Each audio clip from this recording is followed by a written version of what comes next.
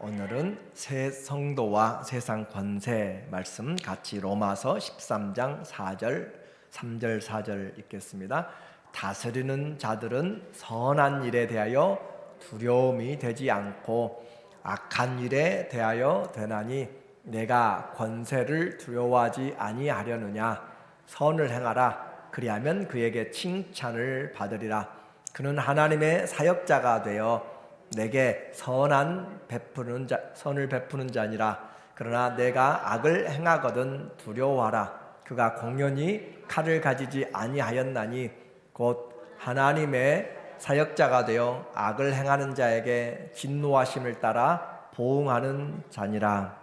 아멘. 오늘은 성도와 세상 권세라고 하는 주제로 말씀을 같이 나누도록 하겠습니다. 신앙생활 우리에게 몸으로 드린다라는 것을 올해 더 많이 우리가 좀 가까이 해야 될 것 같아요. 우리의 머리로 하는 것이 아니라 우리의 몸으로 실천이 될 때 죽은 믿음이 아니라 산 믿음이 되는 것이죠. 그리고 우리 몸으로 드리는데 하나님이 기뻐하시는 거룩한 그런 제사 예물이 되도록 그렇게 해야 하나님 앞에 영광이 됩니다. 그래서 성도로서 교인으로서 어떻게 살 것인가 우리에게 했을 때 우리 몸을 하나님께 드려라 라는 것이었고, 또 하나님과 이웃들을 섬기라 라고 했어요. 주님을 열심을 품고 주님을 섬기고 은혜에 따라서 믿음대로 분량대로 섬기라 라고 그렇게 성도들을 권면하고, 또 부지런하여서 또 대접하는 것을 원망 없이 하면서 그렇게 섬기는 것, 그리고 또 이제 지체들을 향하여서 원수들을 향하여서 사랑하되 선으로 악을 이기며 원수들까지도 사랑하라 라고 그렇게 이야기를 했습니다. 사람들과 화평하되 모든 사람으로 더불어 화평하는, 그러니까 이 12장은 우리에게 믿음으로 또 몸으로 살아가는 삶의 실천의 장이었어요. 그리고 원수 갚는 것은 내가 하지 말고 하나님께 맡겨서 하나님이 하도록 우리는 선한 일로 계속해서 악에게 지지 말고 선을 행하여서 이기도록 그렇게 하였는데, 이제 13장에서는 그 경계를 교인으로서 성도로서의 관계에서 시민으로서 크리스찬으로서 이 땅에서 사회에서 국민으로서 어떻게 살아갈 것인가, 국가 권세화에 대해서 우리에게 말하고 있어요. 이것은 또 쉽지 않은 내용들입니다. 정부와 국가의 권세에 대해서 이 세상은 정교의 분리, 정치와 또 교회의 분리를 주장하는 원칙이 있고, 또 다른 지금 이란이나 다른 곳은 정치와 종교가 하나 돼서 신정 정치라고 그렇게 이야기하는데, 잘못된 신정 정치, 잘못된 종교 분리, 이 모든 것들을 우리는 잘 경계를 해야 될 필요가 있어요. 그래서 이 로마서 13장은 양극단을 모두에게 경계를 하고 있습니다. 많은 독재자들이 우리에게 이 본문의 내용을 가지고 오해를 하게 되고, 또 자기들의 주권의 통치로 그렇게 사용하는 일들도 있어요. 먼저 1절의 말씀을 보면은 각 사람은 위에 있는 권세들에게 복종하라. 권세는 하나님께로부터 나지 않음이 없나니 모든 권세는 다 하나님께서 정하신 바라. 아주 중요한 대원칙을 설명하고 있습니다. 각 사람, 모든 사람을 이야기해요. 각 사람은 위에 있는 권세들에게 복종하라, 그 말이죠. 권세의 그 질서를 따라서 복종하라 라고 이야기하는데, 권세는 하나님께로부터 나지 않음이 없다. 그렇게 해서 많은 독재자들이 이와 같이 세워준 그 자리에서 성경이 이야기했기 때문에 교회가 따라야 된다라고 그렇게 이야기하면서 이 본문들을 그렇게 사용하는 때도 역사적으로 많이 있었습니다. 모든 권세는 하나님께 정하신 바라. 맞아요. 모든 권세는 하나님께서 정하신 바고, 또 모든 권세뿐만 아니라 모든 만물, 우주 만물의 모든 것들을 하나님이 통치하시는 하나님의 주권, 절대적인 주권은 너무너무 중요하고 당연한 것이에요. 그리고 또 이와 같은 내용을 우리는 보면서 반면에 그들의 직분에 대해서 우리는 생각을 해봐야 되는 것이죠. 그래서 2절에 그러므로 권세를 거스르는 자는 하나님의 명을 거스림이니 거스르는 자들은 심판을 자취하느니라 라고 그렇게 이야기를 했어요. 그래서 이와 같은 상황에 그러면 그 독재자가 올바르지 못할 때 우리는 어떻게 해야 될 것인가 라고 하는 그 일에 대하여서 우리의 신앙을 한번 생각해 보아야 될 필요가 있습니다. 박해의 위험이 있고 또 실제적으로 박해를 당하고 있을 때 그리스도인들은 국가에 대해서 어떻게 할 것인가 라고 하는 것이죠. 이것은 성경의 여러 부분에서 함께 말씀을 지금 해주고 있어요. 그래서 우리가 먼저 살펴보고 해야 될 것이 이와 같이 주장하는 자들에게 대하여서 3절과 4절을 같이 보고 우리가 좀 살펴봐야 될 필요가 있어요. 먼저 독재자들이 그렇게 이야기한다고 했을 때, 권위에 복종하라 라고 했을 때, 하나님은 그 자리, 권세의 자리는 하나님이 허락했지만 그 권세자가 행하는 모든 일들에 대해서 하나님이 다 묵인하거나 모든 것을 다 하나님이 허락한, 곧 다시 말하면 히틀러나 또 독재주의자들이나 그렇게 공산주의가 그렇게 하는 그 내용이, 그 말들이 다 하나님의 뜻은 아니다 그 말이에요. 그러니까 자리와 그 사역, 그 통치, 그 내용이 항상 하나님이 인정한 것은 아니다라고 하는 것에 대해서 우리는 분별을 해야 될 필요가 있습니다. 자, 3절에 말씀하고 있어요. 다스리는 자들은 선한 일에 대하여 두려움이 되지 아니하고 악한 일에 대하여 되나니. 하나님은 권세의 목적을 분명하게 이야기를 했어요. 선한 일에 대하여서 모범이 되고 그 일을 통치하도록 하나님이 그렇게 세워주셨다라고 하는 가장 중요한 목적입니다. 네가 권세를 두려워하지 아니하려느냐, 선을 행하라, 그리하면 그에게 칭찬을 받으리라. 그러니까 국가 존재의 첫 번째 목적은 선과 질서를 행하기 위해서 주어졌다라고 하는 것이 하나님이 인정한 것이고, 그 통치자도 그것을 행할 때 올바른 하나님의 통치자가 되는 거예요. 4절에 그는 하나님의 사역자가 되어, 또 다른 번역은 하나님의 통치자죠. 하나님이 보낸 심부름꾼이 되어, 하나님의 사역자가 되어 내게 선을 베푸는 자니라. 그래서 사역자는 공의로운 자, 진실무망한 자, 그렇게 하면서 선을 행하는, 공의와 진리의 바탕을 두고 행하는 자가 올바른 하나님이 인정한 그 사역의 내용인 것을 다시 한번 반복하고 있어요. 그러나 내가 악을 행하거든 두려워하라. 그가 공연히 칼을 가지지 아니하였으니, 칼은 권세, 공권력의 대표적인 수단을 말하고 있어요.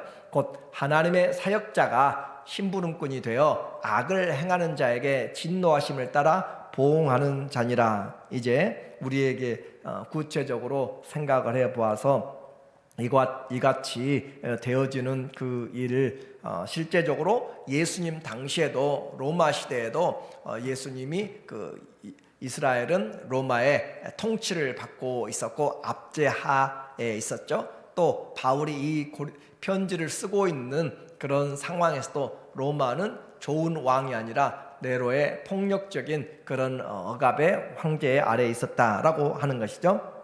이와 같은 가운데 또 유대인들조차 헤롯 가문의 불법적이고 그렇게 물질 중심적인 그런 일로 폭력가의 정치 안에서 있었던, 그러니까 하나님이 세우신 정치의 그런 내용과는 전혀 다른 일들을 하고 있었음을 우리는 알고 있어요. 그래서 이와 같은 상황에서 실제적으로는 헤롯 안디바는 세례 요한을 목베어서 참수를 했고, 또 본디오 빌라도는 그의 권세를 통하여서 자기가 예수 그리스도를 십자가에 못 박는 형벌을 선언하는 그 일을 하게 되었어요. 그래서 우리가 먼저 생각해야 될 것은 그 권세의 자리, 그리고 권세자의 그 일에 대해서는 분명히 구분을 할 줄 알아야 된다. 그러므로 하나님께서 모든 권세, 기원은 하나님인 것 맞습니다. 그러나 그 기원은 하나님이지만 그 권세의 사용, 내용, 모든 명령은 하나님의 뜻이라고 그렇게 할 수가 없다라고 하는 것이에요. 그래서 때로는 하나님이 악한 자도 왕을 세웁니다. 바로도 하나님 내 종이라 라고 말씀하시고, 느부갓네살도 내 종이라 라고 하시고, 고레스도 내 종이라 라고 그렇게 말씀하세요. 그래서 모든 자리에 독재자든지 좋은 사람인지 모든 권세의 자리에 그들이 올라가 있는 그 자리는 우리가 인정을 하되, 그러나 그 자리에서 하나님께서 그들이 행하는 일들이 하나님과 정면적으로 부딪혔을 때 우리는 믿음의 신앙의 우선순위를 지켜야 될 필요가 있어요. 왜 그러면 인정을 해야 되는가? 하나님이 높이기도 하시고 낮추기도 하시고, 하나님이 그들의 상황을 하나님의 경영의 섭리에 의하여서 하나님이 하시기 때문에 악한 자들에게 그 악한 때를 하나님이 맡길 때도 있습니다. 그러므로 우리는 그 세워진 권세의 자리, 그것은 그 자리를 우리가 인정을 하되, 그러나 그가 하는 그 내용들에 대하여서는 선한 일에 대하여서 우리가 질서에 순종하고 해야 될 필요가 있는 거죠. 그래서 하나님이 바로가 왕인 것 부인하지 않습니다. 그리고 바로는 명령을 내렸어요. 이제부터 남자아이, 히브리인들이 남자아이를 알면 다 죽이라 라고 그렇게 명령을 했습니다. 그리고 특별히 산파 둘을 불러가지고 그렇게 죽이라 라고 했지만, 그 십부아와 그 부하는 그들을 하나님의 말씀을 더 중요하게 생각해서 그들 모세를 살려냈고 그렇게 거부를 했어요. 그래서 이 불순종의 문제는 하나님의 말씀이 어떤 것인가 라고 하는 것을 우리는 잘 들어야 될 필요가 있습니다. 다니엘의 예에서도 분명하게 우리에게 말하고 있어요. 우리에게 다니엘은 그 왕, 느부갓네살 왕의 자리, 그 권세는 그가 순종을 합니다. 그러나 그의 행동에서 포로되어서 이방인의 교육을 받으면서 믿음을 지키기 위해서는 뜻을 정했어요. 하나님 앞에 믿음을 지키기 위해서는 뜻을 정하였고, 그리고 하나님 앞에 주어진 곳에서 최선을 다했고, 또 하나님이 주신 지혜로 그 우상의 나라에서 총리와 또 고관들로서 직분을 가지고, 세상의 직분을 가지고 했습니다. 나라가 신앙을 막을 때, 이제 그 나라가 신앙을 막을 때 분명하게 그들은 반대를 했어요. 다니엘에게 기도하지 말라라고 하는 그 조서가 내렸을 때 그것은 하나님께 합당하지 않았기 때문에 죽음을 각오하고 그는 하나님 앞에 기도하는 자리에 나갔던 것이고, 그리고 또 이 다니엘의 세 친구도 황제의 신상을 세워놓고 절하라라고 하는 그 부분은 하나님의 신앙에 맞지 않기 때문에 그들은 그리 아니하실지라도 하나님 앞에서 우상을 섬기지 않겠다라고 함으로써 불순종, 불복종을 하게 되었습니다. 이제 우리에게 중요한 것들이 있게 되어 우리는 주어진 권위의 자리는 인정합니다. 그리고 그 권위가 선한 일에 행하게 될 때 우리는 최대한 질서를 지켜가고 또 일들을 하게 돼요. 그러나 그 명령이 하나님의 믿음과 정반대로 배치될 때는 우리는 우선순위를 사람 앞에서 하나님의 뜻을 행할 것인지, 또 하나님 앞에서 사람의 뜻을 행할 것인지 우리는 잘 분별을 해야 될 필요가 있어요. 그래서 그리스도인의 각자의 믿음의 분량과 또 위치에서 순종하는 부분들이 분량에 따라 나누어지게 됩니다. 5절에 보니까 말하기를, 5절 말씀에 그러므로 복종하지 않을 수 없으니 진노 때문에 할 것이 아니라 양심을 따라 할 것이라. 너희가 조세를 바치는 것도 이로 말미암음이라. 그들이 하나님의 일꾼이 되어 바로 이 일에 항상 힘쓰느니라. 그러니까 성경의 그 정부와 권세의 자리는 하나님의 심부름꾼, 하나님의 일꾼, 하나님의 사역자라고 하는 걸 통해서 선한 일에 힘쓰도록 그렇게 주어진 하나님의 선한 목표다라고 하는 것이에요. 그리고 이와 같은 하나님의 선한 목적에도 불구하고 하나님이 악인들의 상황들을 때가 될 때까지 하나님이 허락합니다. 이방인의 때가 찬 것을 허락한 것처럼, 마치 가나안 땅의 7 족속의 죄가 아직 관영하지 않아서 하나님의 심판의 그 저울에 아직 이르지 않아서 하나님이 400년 동안 그들의 아브라함의 후손들을 종살이 시키는 것처럼 죄가 관영하기까지 하나님은 그 시간을 하나님이 회개의 시간으로 주고 있는 것이죠. 그래서 베드로전서도 동일한 메시지를 우리에게 전하고 있어요. 2장 13절에 인간의 모든 제도를 주를 위하여 순종하되 혹은 위에 있는 왕이나 혹은 그가 악행하는 자를 징벌하고 선행하는 자를 포상하기 위하여 낸 총독에게 하라. 여기서도 그 자리를 분명하게 이야기를 하고 있어요. 곧 선행으로 어리석은 사람들의 무식한 말을 막으시는 것이라. 우리는 이와 같이 하나님의 말씀 앞에서 선한 일을 위해서 세워졌기 때문에 만약에 선한 그 공의를 가지고 일하는 자들에게는 더욱더 순종하며 나가야 될 것이고, 그렇지 아니할 때는 그 선한 자들이 되어도록 하나님의 말씀이 이루어지는 일에 우리가 직분자들을 위해서, 또 특별히 왕이나 높은 지위 있는 자들을 위해서 복음이 편안한 가운데 또 하나님의 공의가 실현되기 위해서 너희는 그들을 위하여서 기도하라 라고 그렇게 말씀하고 있어요. 세례요한도 죽었다고 그랬고, 바울도 힘을 그가 그 법에 의해서 감옥에 갇히기를 여러 차례 했습니다. 사도행전 4장 19절에 우리에게 말하기를 18절부터 그들을 불러 경고하여, 이제는 권세를 준 거죠. 종교적인 권세, 유대인들에게 준 권세요. 대제사장과 장로들과 그들에게 준 권세, 산헤드린의 권세를 대하여서 그들을 불러, 베드로와 또 제자들을 불러서, 사도들을 불러서 도무지 예수의 이름으로 말하지도 말고 가르치지도 말라. 자, 권세의 자리 하나님이 세워주셨어요. 그런데 권세자의 그 일이 하나님의 뜻과 일치한다고 하지는 않습니다. 그래서 예수의 이름으로 말하지도 말고 가르치지도 말라 하니 베드로와 요한이 대답하여 이르되 하나님 앞에서 너희의 말을 듣는 것이 하나님의 말씀을 듣는 것보다 옳은가 판단하라, 그 말이에요. 그래서 제가 말씀을 처음 전하면서 독재자들이 이와 같이 복종의 그 수단으로 기독교를, 성도들을, 교회를 그렇게 하려고 할 때 또 하나 하나님의 메시지는 그들에게 향하여 있습니다. 네가 선한 통치자인가, 선한 권세자인가, 그것에 대해서 하나님은 묻고 있다라고 하는 사실을 기억을 해야 되는 거예요. 그래서 우리는 이와 같이 하나님의 말씀을 통하여서 보고 들은 것을 말하지 아니할 수 없다. 누가 뭐라고 해도 하나님의 복음, 또 예수 그리스도의 뜻을 행하는 일에 대해서는 우리는 그 일에 대해서 우선순위가 있음을 말하고 있습니다. 이제 우리는 정확하게 하나님의 말씀을 이해할 그 부분을 좀 생각을 해봐야 돼요. 독재에 대하여서, 무조건적인 극단적인 독재에 대하여서 우리는 거기에 복종하라고도 하지 않고, 또 그렇다고 해서 그와 같은 독재에 대해서 극단적으로 저항하라라고도 하지 않습니다. 문제는 우리가 하나님의 말씀을 행하되 방법이 다르다라고 하는 거예요.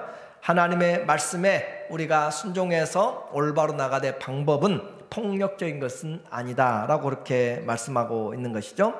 그래서 사울 하나님이 왕으로 세워주셨어요. 그러나 다윗을 잡으려고 반역자로 그렇게 하면서 공개적인 수배를 하고 찾으러 다니고 다 할 때 다윗은 그것이 하나님의 권위였으면 항복하고 자수하고 가야 되는 거지만 그렇지 않고 도피하고 유랑의 길을 가고 있습니다. 그리고 하나님이 그를 어디로 가든지 하나님께서 인도하시면서 사울의 손에서 벗어나게 하여 주셨어요.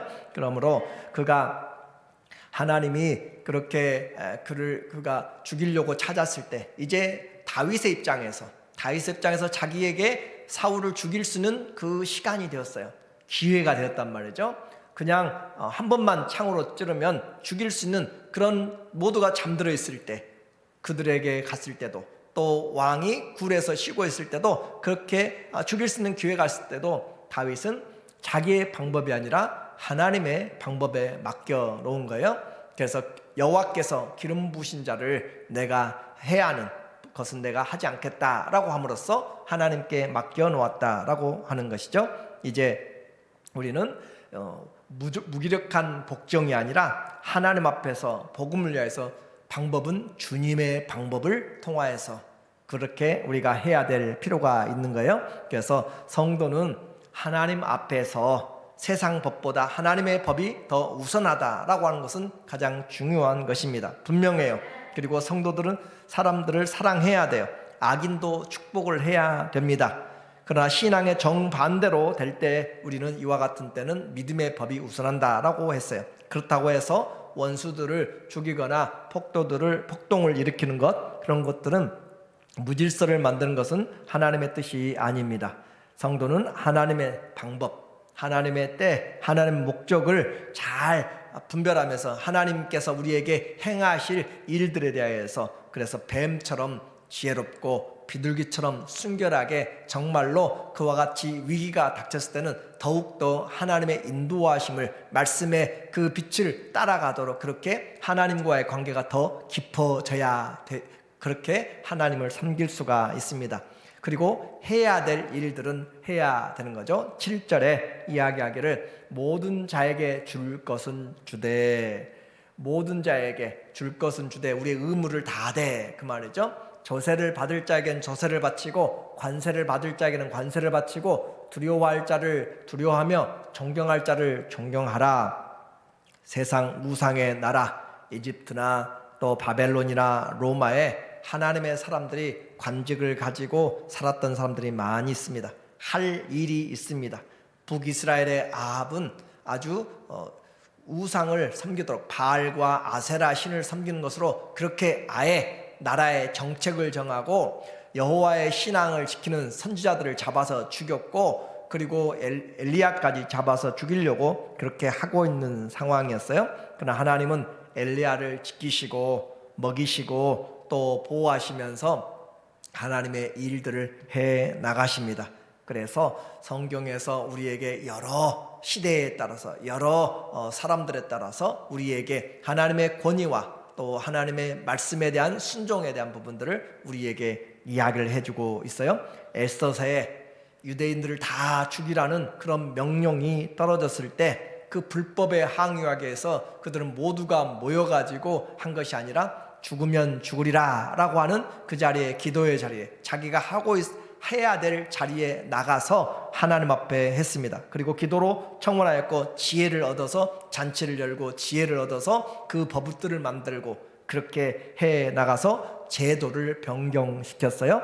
생명을 죽이는 것은 우리에게 하나님이 원하시는 중요한 수단이 아닙니다. 그래서 우리에게 무조건적인 그런 불복종이나 무조건적인 복종이나 그 부분의 양극단에서 우리는 벗어나야 돼요. 선교사들은 지금도 무슬림의 지역에서, 공산권에서, 이교도 사회에서 신분을 숨기면서 사역하는 사람들이 많이 있습니다.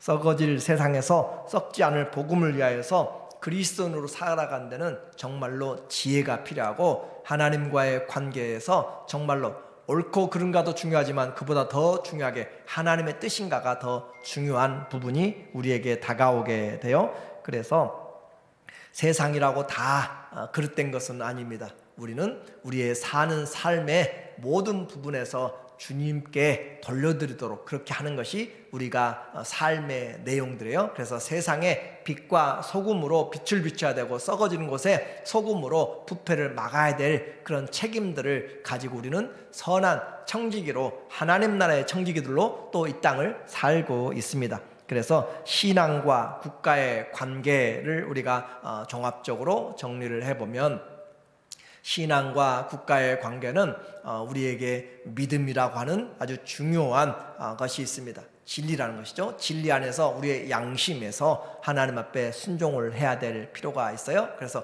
구별을 해야 됩니다. 그 자리, 권위의 자리에 하나님이 주신 것은 하나님 앞에 인정을 하고, 그러나 그 하나님의 주권 아래에서 무엇을, 그 내용이 어떤 것인가는 분별을 해야 될 필요가 있는 것이죠. 그래서 우리가 부모의 권세도 마찬가지예요. 부모의 권위도 에베소서 6장에 보면은 내 부모를 주 안에서 순종하라 라고 해서 부모의 권위 아주 중요합니다. 술 드시고 또 생활을 제대로 못하고 그렇다고 해서 잘 케어를 못하는 부모라고 해서 부모의 권위까지 무시하면 안 되는 것이에요. 그러나 그 부모가 가서 도둑질해 오라, 가서 누구를 해를 끼치라, 사기를 치라 라고 하는 그런 부분까지 따라야 된다는 것을 말하는 것이 아니다 라고 하는 거예요. 그래서 국가의 권위, 부모의 권위, 그 권위들은 우리가 인정을 하되 하나님이 그 안에서 행하는 일들이 하나님의 뜻에 합당하도록, 그러나 또 거부하는 것도 무조건 하나님이 하지 말라고 했으니까 안 한다라는 그런 수준이 아니라 정말로 사랑 안에서, 진리 안에서, 빛과 소금 안에서 그들을 어떻게 하면 더 잘 돌아오게 만들 것인가 하는 그 부분에서 해야 될 필요를 우리에게 말해주고 있어요. 그래서 방법은 선으로 악을 이기는 것이고, 우리가 내가 가지고 있는 그래서 우리는 주님 안에서 하나님 나라를 위하여서 열심을 품고 주를 섬기고, 또 세상을 향하여서 또 빛과 소금의 역할을 위해서 열심히, 지혜를 받은 자는 지혜롭게, 물질을 받은 자는 물질적으로, 그리고 모든 문화의 그런 영화를 만들 수 있는 사람은 영화를 제작을 통하여서 그리스도의 문화들을 만들면서 정책의 결정자, 또 정책에 영향을 미칠 수 있는, 교육이면 좋은 선생님, 좋은 그 교육을 만들 수 있는 그런 사람들에 대해서 학생들에게 창조의 지식과 하나님에 대한 바른 것들을 가르칠 수 있도록, 우리는 그냥 주어진 삶에서 가만히 먹고 사는 잡으로만 직장을 잡는 것이 아니라 하나님의 나라의 확장을 위하여서 우리가 최선을 다해서 해야 될 필요가 있는 것이에요. 그래서 그리스도인들은 하나님을 섬기는 것과 또 세상을 섬기는 모든 일에 우리 주님에게 주신 그 영적인 사명이 있습니다. 자, 국가 권력의 절대적인 복종도 성경은 말하지 않습니다. 또 절대적인 잘못된 것에 대해서 절대적인 저항도, 극단적인 저항도 경계를 하고 있습니다. 이제 우리 모두가 하나님 앞에 우선순위와 또 질서를 생각해서 하나님이 주신 지혜롭게 해야 될 필요가 있어요.